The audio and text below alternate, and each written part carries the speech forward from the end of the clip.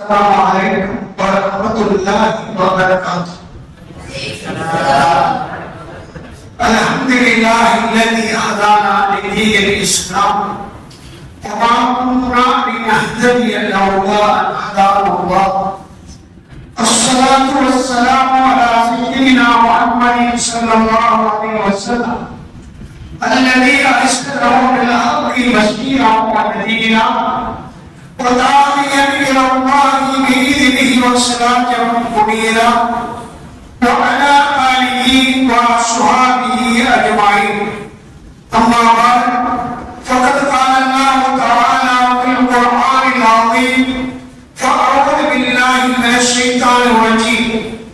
ولا تستوي الحسنة ولا السيئة ادفع بالتي هي أحسن فإذا الذي بينك وبينه عداوة كأنه ولي حميم. قال نبينا صلى الله عليه وسلم: سل من قطعك واعف عمن ظلمك واحسن إلى من أساء إليك. أو كما قال عليه الصلاة والسلام. அன்புமிக்கவன் அருள்மிக்கவன் அல்லாஹ்வின் அருள் பேரினால் ஆரம்பம் செய்கின்றேன். ஸலாத்தும் ஷஃபீஉல் முத்னிபீன் ஸல்லல்லாஹு அலைஹி வஸல்லம் அவர்கள் மீது, அவர்களுடைய குடும்பத்தார்கள், சஹாபாக்கள், மக்கள், நல்லவர்கள், நம் அனைவர்கள் மீது உரைத்தார்கள். இஸ்லாம் அல்லாஹ்வின் மார்க்கம், அவனால் பொருத்திக் கொள்ளப்பட்ட பொன் மார்க்கம். மனித குலத்தின் மகத்தான வெற்றிக்காக இறைவனால் நிறைவான சட்டங்களை அல் குர்ஆனின் மூலமாக, அதற்கு விளக்கமாக வள்ளல் நபிகள் நாயகம் ஸல்லல்லாஹு அலைஹி வஸல்லம் அவர்களின் மூலமாக அறிமுகப்படுத்திய மார்க்கம் இஸ்லாம்.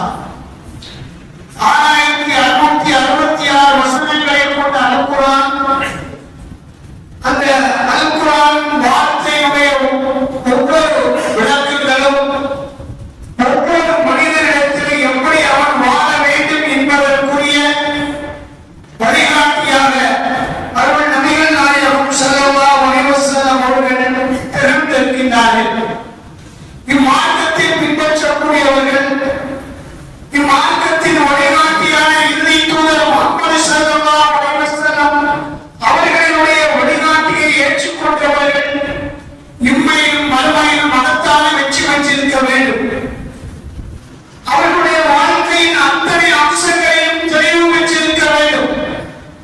மனம் சார்ந்த, சிந்தனை சார்ந்த, குடும்ப வாழ்க்கை சார்ந்த, நட்புகள் சார்ந்த, தொழில் சார்ந்த, அதிகாரம் சார்ந்த, இப்படி உலகத்தில் என்னென்ன துறைகள் இருக்கிறதோ அத்தனை துறைகளிலும் முஸ்லிம்கள் மகத்தான மனநிறைவான வெற்றியை பெற்றிருக்க வேண்டும். அப்படி அவருடைய வாழ்க்கையில் நிறைவான வெற்றியை இன்று பெற்றிருக்கிறார்களா என்று எண்ணி பார்க்கின்ற போது மிகுந்த மனவேதனை ஏற்படுகின்றது. காரணம், இஸ்லாத்தினுடைய இறை தூதர்களுடைய வாழ்க்கையின் முழு அம்சங்களும் நம் இடத்திலே குறைந்திருப்பதுதான் காரணம். ஆனால் இந்த இஸ்லாமிய வாழ்க்கையினுடைய தத்துவங்களை எல்லாம் ஆராய்ச்சி செய்தவர்கள் இன்று உலகத்திற்கு மெய்ப்பித்துக் கொண்டிருக்கின்றார்கள். அந்த வாழ்க்கைக்கு சொந்தக்காரர்களான முஸ்லிம் சமுதாயம் தூங்கிக் கொண்டிருப்பதை நாம் பார்க்கின்றோம். ஒரு மனிதனுடைய மகத்தான நிம்மதி, மனித சமுதாயத்தினுடைய மன மகிழ்ச்சி, அவனுடைய நிறைவான வாழ்க்கை எதிலே இருக்கிறது என்று ஒரு ஆராய்ச்சியை அமெரிக்காவில் உள்ள ஹார்வர்ட் பல்கலைக்கழகத்தினுடைய ஆராய்ச்சி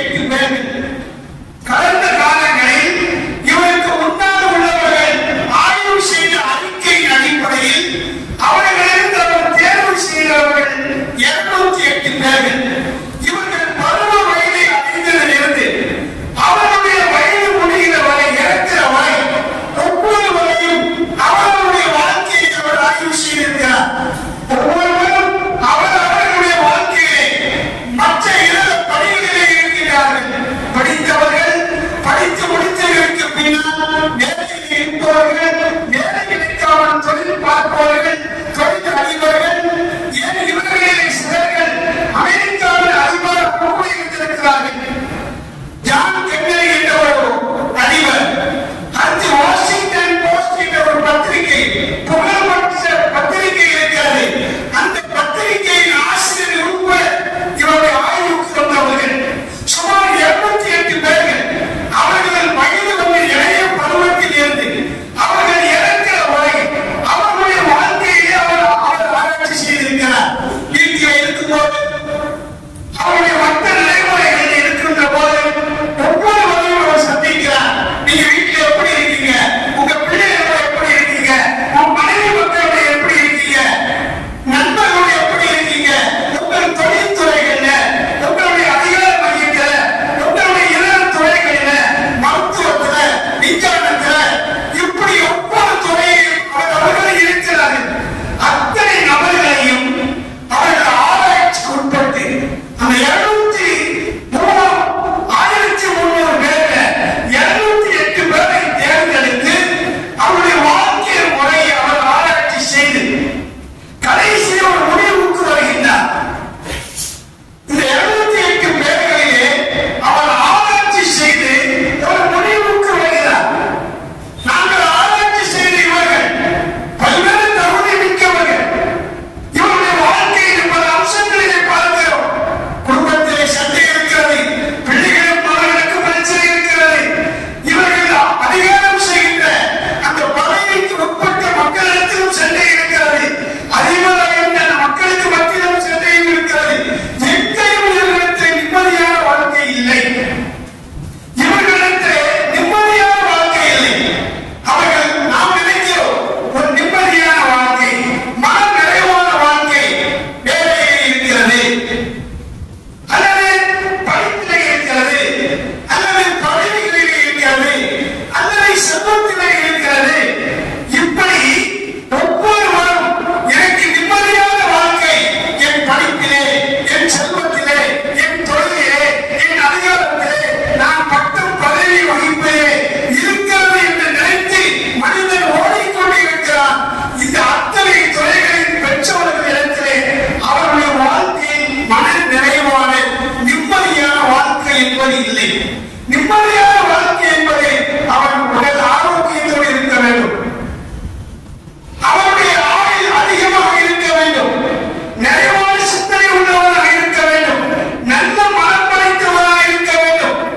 இப்படி ஒரு நல்ல மகிழ்ச்சியான வாழ்க்கையை இவர் சிந்தித்து ஆராய்ச்சி செய்த மக்களிடத்தில் பெற முடியவில்லை.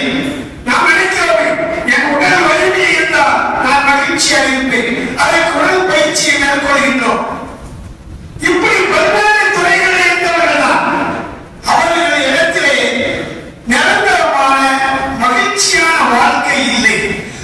அப்படியான ஒரு சிலர்கள் இடத்திலே அவர்கள் ஆய்வு செய்து அதை பெற்றிருக்கிறார்கள். அவர்கள் எப்படிப்பட்டவர்கள் என்றால் அவர் கூறுகிறார், மக்கள் தொடர்பிலே நல்ல முறையில் இருக்கிறார்கள்.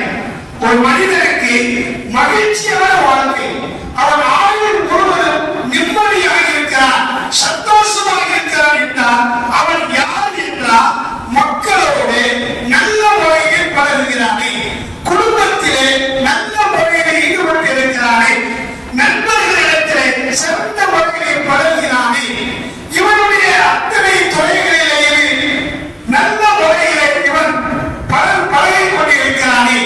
இந்த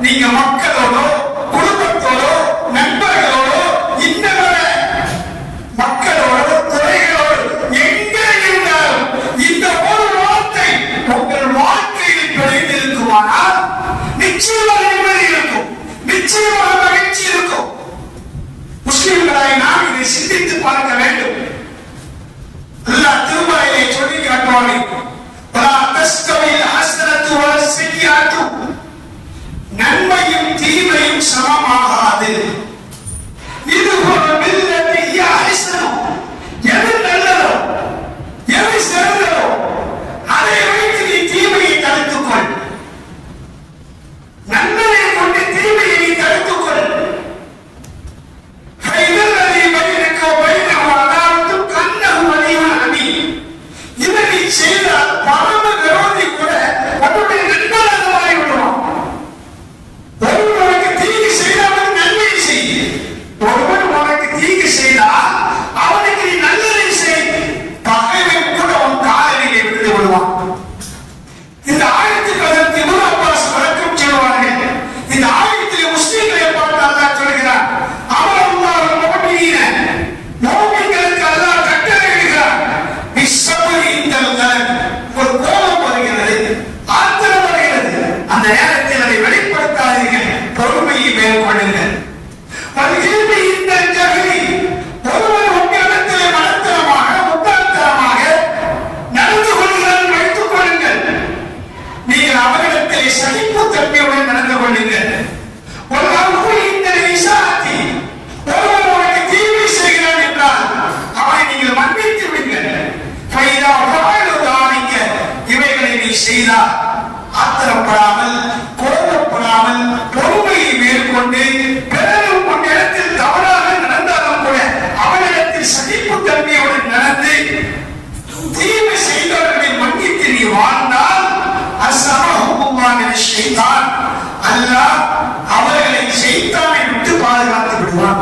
ஷைத்தான் நம் நிம்மதியை குலைக்கிறவன், நம் வாழ்க்கையின் வசந்தத்தை அழைப்பவன். அந்த ஷைத்தானை விட்டு அல்லாஹ் பாதுகாத்து விடுவான்.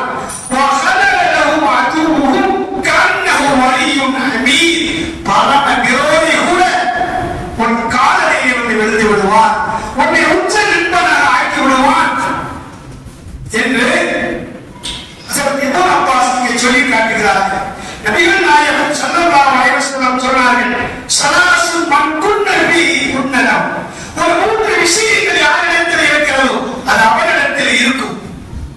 அது என்ன விஷயங்கள் என்றால், மன் சலக்க லிசானு, இவன் நாவும் உண்மையை பேச வேண்டும், இவன் நாவும் உண்மையை பேச வேண்டும். அப்படி இவன் உண்மையை பேசினால் சக்கா அமலு, அவருடைய அமல் தூய்மையாக நாம் வணங்குகிறோம், அமல் செய்கிறோம், நம்முடைய அமல் தூய்மையாக இருக்க வேண்டும் என்றால் நாவிலே உண்மை இருக்க வேண்டும்.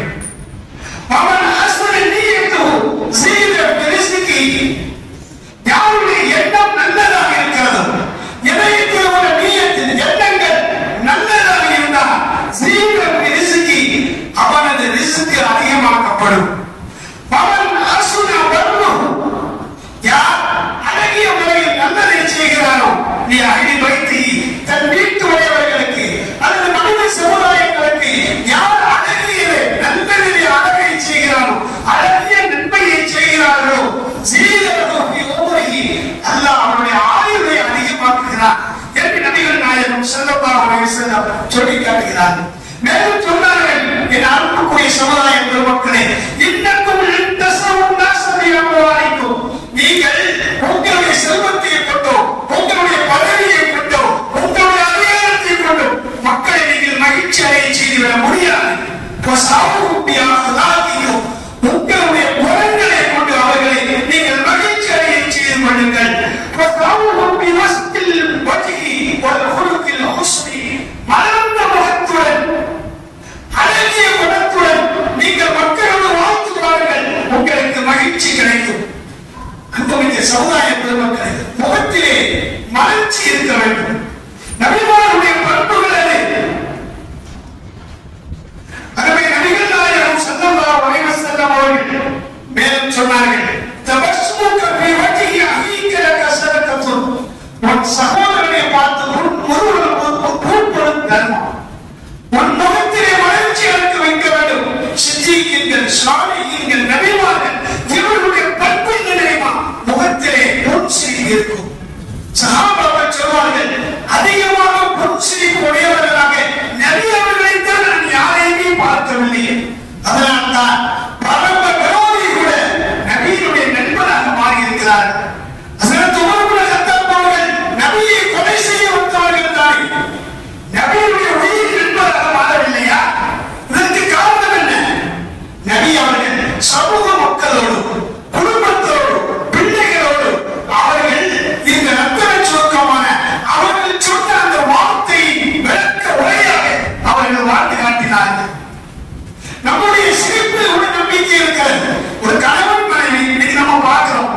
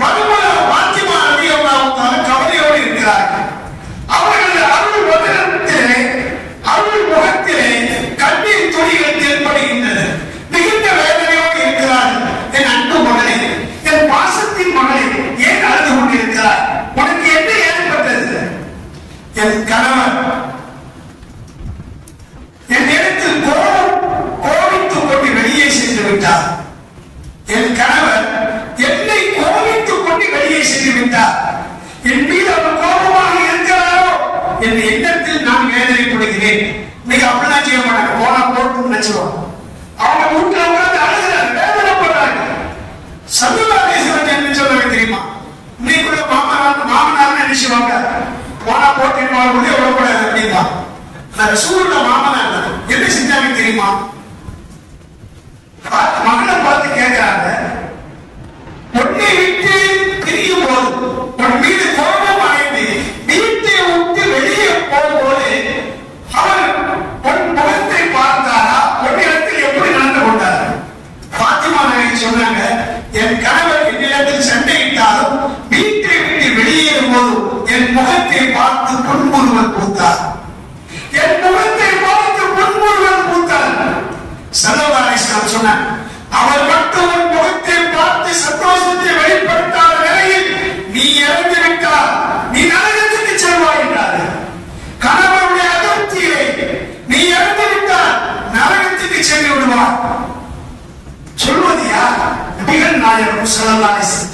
யாரை பார்த்து சொன்னார்கள்? சொர்க்கத்தின் பெண்களை தலைவர் பாத்திமாவை பார்த்து, தன் ஈரக்கோலை பார்த்து சொன்னார்கள். பின்பு ஸல்லல்லாஹு அலைஹி வஸல்லம் அவர்கள் அந்த இடத்தை விட்டு அகன்று பள்ளிக்கு செல்கிறார்கள். அதற்கு அலி அவர்கள் கவலையோடு படுத்திருந்தார்கள். அவர்களை அழைத்து வீட்டில் கொண்டு விட்டார்கள், சமாதானப்படுத்தினார்கள். இங்கே நாம் கவனிக்க வேண்டிய விஷயம் என்ன தெரியுமா? ஒரு கணவன் தன் மனைவியிடத்தில் சந்தேகித்தாலும் கூட அவன் வெளியேறும்போது தன் நம்பிக்கையை வெளிப்படுத்தவன். நான் ஒன்றை பிரிய மாட்டேன். நமக்குள்ள 1000 சந்தேகம் வரலாம், 1000 பிரச்சனை வரலாம். நான் ஒன்றை பிரிய மாட்டேன். நம்பிக்கையை வெளிப்படுத்துவதால் புன்முறுவல். இது போன்ற ஒரு மனைவியிடத்தில் இருக்க வேண்டும், இது போன்ற பிள்ளைகளிடத்தில் இருக்க வேண்டும், சமூக மக்களிடத்தில் இருக்க வேண்டும். எந்த பிரச்சனைகள் வந்தாலும் இந்த பிரச்சனை நம்மை பிரித்து விடாது. நான் உன் மீது நம்பிக்கை வைத்திருக்கிறேன், நீ என் மீது நம்பிக்கை வைத்திருக்கிறாய். அஸ்ஸலாமு அலைக்கும் சாதாரண வார்த்தையா? ஒரு முஸ்லிமை பார்த்து சலாம் சொல்கிறார் என்றால் என் இடத்திலிருந்து அவனுக்கு எந்த தீங்கும் வராது, எந்த ஆபத்தும் வராது, என் மூலம் உனக்கு நிம்மதி கிடைக்கும். இதுதான் இஸ்லாம். சமுதாய பெருமக்களே, நாம் கேள்விப்பட்டிருக்கும் சமீபத்திலே கத்தரிலே கால்பந்து போட்டி ஒன்று நடந்துச்சு. அங்க இஸ்லாமிய நாடு, அங்க நபியினுடைய பொன்மொழிகள் அங்காங்க எழுதி வச்சிருக்காங்க. இன்னைக்கு நபியினுடைய பொன்மொழிகள் நம்ம எங்க எழுதுறோம்? எனக்கே எழுதிட்டு இருக்கோம், ஆனா அவங்க எழுதி வச்சிருக்காங்க. அதுல ஒரு வாசகம்,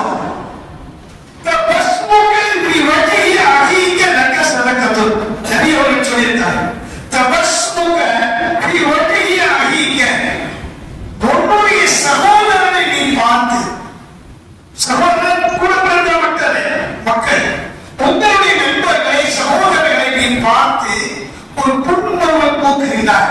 சிரிப்பு பலவர்களுக்கு ஆணவ சிரிப்பு, அகங்கார சிரிப்பு, இன்னும் பல சிரிப்புகள். அந்த சிரிப்பு அல்ல, இது அன்பை, அந்த உள்ளத்தை ஈர்க்கக்கூடிய அன்பின் சிரிப்பு. அந்த புன்முறுவல், தன் சகோதரனை பார்த்து நீ புன்முறுவல் பூப்பதும் உனக்கு அது தர்மமாகும். அல்லாஹ்வுக்கு அவனுக்கு கூலியை பெற்றுத் தரும். இந்த வாசகத்தை படித்த அந்த போட்டிகளை கலந்து கொண்ட கிறிஸ்துவ வீரர்கள், யூதர்கள், பிற நாட்டை சார்ந்தவர்கள் எல்லாம் பார்த்துட்டு ஒரு ஆளை பார்த்து சிரிச்சாலும் நன்மையா, தர்மமா, நன்மையா, என்ன ஆச்சரியமா இருக்கு, நல்ல வாழ்க்கையா இருக்கு. நபிகள் நாயகம் போடுகிறார். உடனே அவங்க என்ன செய்யறாங்கன்னா, படிச்ச ஒரு நிமிஷமே அவங்க யாரை பார்க்கிறாங்களோ அவங்க பார்த்து ஒரு சிரிக்கும் போது எங்க மகிழ்ச்சி அப்படியே கிடைக்கும். ஒவ்வொரு ஆட்களை பார்க்கும் போது ஒரு பொன் சந்தோஷத்தோட பேசணும். நம்முடைய வார்த்தை மகிழ்ச்சியான வார்த்தைகளா இருக்கணும். அது பொன்முறை அப்படி போகிறாங்க. இப்படி எல்லாரும் வார்த்தை மாற்றி வந்தவர்கள் அவங்க இன்னொரு பார்த்து பொன்முறை போகிறாங்க. இங்க செயல்படுத்துறாங்க பார்த்தீங்களா? நம்ம முஸ்லீம்களா இருக்கு. நம்ம கொஞ்சம் சிந்திச்சு பாருங்க. நபி அவர்கள் சொன்ன வார்த்தை, உலகத்தில் வாழக்கூடிய மனித குலம் அவர்கள் இப்படியும் மறுமையிலும் நிறைவான வெற்றியை பெற வேண்டும் என்று சொன்னார். அவர்களுடைய ஆயுள் நீடிக்க வேண்டும் என்று சொன்னார். அவர்களுக்கு நல்ல ரிஸ்க் கிடைக்க வேண்டும் என்று சொன்னார். நல்ல மனது, நல்ல சிந்தனை, நல்ல ஆரோக்கியம், நல்ல நிம்மதி, இறக்கின்றவரை சந்தோஷமாக வாழ்த்து இறக்கிற இந்த வாக்கியம் கிடைக்க வேண்டும் என்று சொன்னால் அதற்கு ஒரே வழி மக்கத்தில் ஸல்லல்லாஹு அலைஹி வஸல்லம் அவர்கள் தன் மீது அருளப்பட்ட 6566 வசனங்களை தன் வாழ்க்கையிலே ஒரு மனிதன் எப்படி வாழ வேண்டும் என்பதற்குரிய வாழ்க்கையை பிராக்டிக்கலாக வாழ்ந்து காட்டி சென்றிருக்கிறார்கள். அதை பின்பற்றினால் நிச்சயம் இம்மையில் மறுமையில் அவர் வெற்றி அடைவார். நபி அவர்கள் சொன்ன வார்த்தை 80 ஆண்டுகளுக்கு மேலாக அமெரிக்காவிலே ஹார்வர்ட் பல்கலைக்கழகத்தினுடைய மனோதத்துவ அறிஞர்கள் ஆராய்ச்சி செய்த முடிவு, டாக்டர் பிளிங்கன் அவர்கள் ஆராய்ச்சி செய்த முடிவு என்ன தெரியுமா? மனிதன் மக்களோடு வாழ்கின்ற போது, நல்ல முறையில் வாழ்கின்ற போது, ஒரு மனிதன் குடும்பத்தினர் நல்ல முறையில் வாழ்கின்ற போது, நண்பர்களுடன் நல்ல முறையில் வாழ்கின்ற போது, நல்ல முறை என்பது இஸ்லாம் தான். சொன்னாங்க நல்லதை செய்யணும் ஆயுள் கூடு. இப்படி வாழ்கின்ற போது அவன் மகிழ்ச்சியாக இருக்கிறார். ஒரு மனிதனுடைய நிம்மதியும் மகிழ்ச்சியும் அதன் ரகசியம் நபிகள் நாயகம் ஸல்லல்லாஹு அலைஹி வஸல்லம் ஒரே வார்த்தையை சொன்னார்கள். இந்த வார்த்தையை சொன்னது ராபர்ட் பிளிங்கன் சில மாதங்களுக்கு முன்பாக அமெரிக்காவினுடைய ஒரு இணையதளத்தில் அவன் பேசியிருக்கிறான். மனித சமுதாயம் தங்களுடைய வாழ்க்கையை நிம்மதியாக இருக்க வேண்டும் என்று சொன்னால் அவர்கள் மனித தொடர்புகளோடு, மக்களின் தொடர்புகளோடு இருக்க வேண்டும், குடும்பத்தின் தொடர்புகளோடு இருக்க வேண்டும். தனிமை என்பது கூடாது. அனைத்து மக்களுடன் நல்ல தொடர்பில் இருக்க வேண்டும். அந்த நல்ல தொடர்புக்கு விளக்கமாக வழிகாட்டியவர்கள் 1400 ஆண்டுகளுக்கு முன்னால் வாழ்த்து காட்டிய முஹம்மது ஸல்லல்லாஹு அலைஹி வஸல்லம். அந்த வார்த்தையை அவர் சொல்கிறான், சில்மன் கதாக வஹும்மன் தலபக வாரிசியாமன் அஸார இலைக. ஸல்லல்லாஹு அலைஹி வஸல்லம் சொன்னாங்க, அல்லாஹ்வுக்கும் அல்லாஹ்வுக்கும் அஸ்னாத்தி துன்யா வல் ஆகிரா. நீங்க உலகத்திலும் சரி மறுஉலகத்திலும் சரி சிறந்த குணங்களுடன் மகிழ்ச்சியுடன் சந்தோஷத்துடன் வாழ வேண்டுமா என்று சொல்லிவிட்டு சொன்னார்கள், சில்மன் கதாக உன்னை வெட்டியவரிடத்தில் நீ சேர்ந்து வா. உன்னை துண்டித்து உன்னை வெறுத்து உன் பகைமையாக ஒருவர் வாழ்கிறார் என்றால் அப்படியே விட்டு விடாதே. அவன் கூட நீ சேர்ந்து வா. அதுக்குள்ள வழியை பார். அம்மன் நிலவுக்க உனக்கு ஒருவர் அநியாயம் செய்திருக்கிறான், உனக்கு துரோகங்களை வைத்திருக்கிறான், உனக்கு பிரச்சனை ஏற்படுத்தியிருக்கிறான், பரவாயில்லை, அவனை நீ மன்னித்து வா. வாரிசு இல்லாமல் ஆசா நிலைக்க உனக்கு ஒருவர் தீங்கு விளைவித்திருக்கிறான், அவனுக்கு நீ நல்லதை செய். ஒருவர் உனக்கு தீங்கு இழைத்தானா அவனுக்கு நீ ஒரு உபகாரம் செய், அவனுக்கு ஒரு உதவி செய். உனக்கு ஒற்ற நண்பராகி விடுவான். வாழ்க்கை எப்படி இருக்கும், எவ்வளவு மகிழ்ச்சியாக இருக்கும். ஆகவே சமுதாய பெருமக்களை அவர்கள் நபிகள் நாயகம் ஸல்லல்லாஹு அலைஹி வஸல்லம் இந்த சமுதாயத்துடைய இறுதி தூதராக அல்லாஹ்வுடைய அழகிய முன்மாதிரி என்று சொல்லப்பட்ட அருள் தூதராக நாம் பெற்றிருக்கிறோம். அந்த தூதருடைய வார்த்தை அனைத்தும் குர்ஆனுடைய அல்லாஹ்வுடைய வகையின் வார்த்தை. அந்த வார்த்தை நமது வாழ்க்கையிலே, அந்த சொல் நமது செயலிலே, அந்த நபியினுடைய வாழ்க்கை நமது வாழ்க்கையிலே நடைமுறையிலே பழகின்ற முறையிலே இருக்குமானால் நிச்சயமாக நாம் இந்த உலகத்தில் நிம்மதியாக வாழவும், உலக மக்களுக்கு நிம்மதியை கொடுக்கக்கூடியவர்கள் முஸ்லிம்கள் என்ற உணர்வை நாம் பெற வேண்டும். பாவங்களும் தீமைகளும் சண்டைகளும் சச்சரவுகளும் பகைமைகளும் விரோதங்களும் இஸ்லாம் எதிர்க்கிறது. இது இருப்பதினால்தான் நமக்கு நிம்மதி இல்லை. உடைய உள்ளம் கோபமாக இருக்கிறது, அடுத்தவரை பற்றி பகவை கொள்கிறோம், ஒரே சண்டை சச்சரவு. அதே மாதிரி பாவங்கள், திருட்டு, கொலை, கொள்ளை இஸ்லாம் தடுத்துள்ள அத்தனை தீமைகளையும் செய்தால் எப்படி நிம்மதி இருக்கும்? இஸ்லாம் ஏவி உள்ள நன்மைகளை செய்து பாருங்கள், நாம் வாழ்க்கை நிம்மதி அடையும்.